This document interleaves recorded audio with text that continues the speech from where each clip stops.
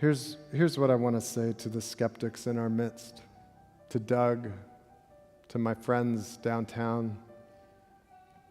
First of all, if I could say a word to us, would you please be the kind of people that will do what it takes to create a safe space for people to ask their questions?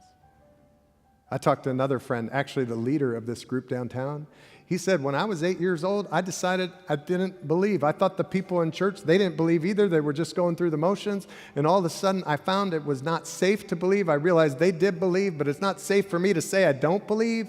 And he says, I lived until I was 35 years old, thinking I was the only atheist in Chattanooga. And then I found a group of people that I felt like I could share my story with, and I was safe with them. Of course, they were other unbelievers.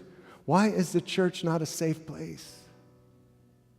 We've got to start and what struck me about that particular guy's story, his name is Tad, and he said I could share his name. What struck me about Tad's story was, why was his church the kind of place what was it about them that made him conclude, I can't tell my story here? Lord, have mercy on us if we're not safe. I think there might be an atheist or two in the kingdom and a Christian or two not in the kingdom, because we have forsaken our sacred calling. Well, so my advice to us, listen, press in, be a friend, allow for uncertainty. And my advice to those like Doug and Gloria, thank you for your questioning. Thank you.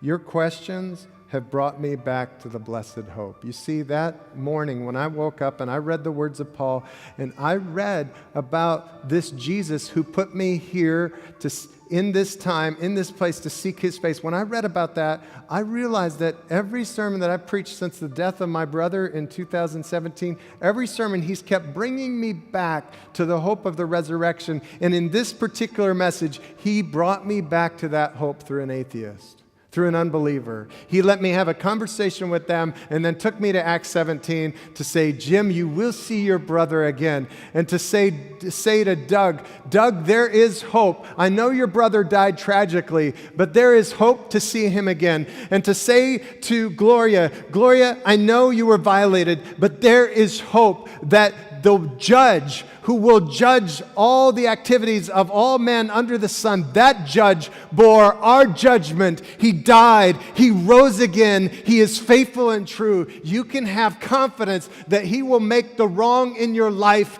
right. Trust in him. Have hope and believe. Hi, I'm Dave Ferguson.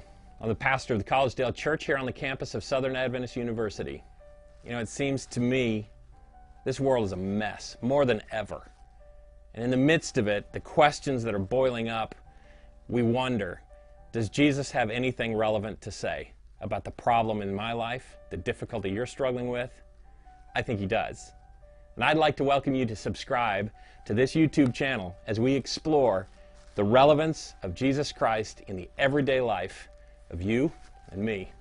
So subscribe. Click the button.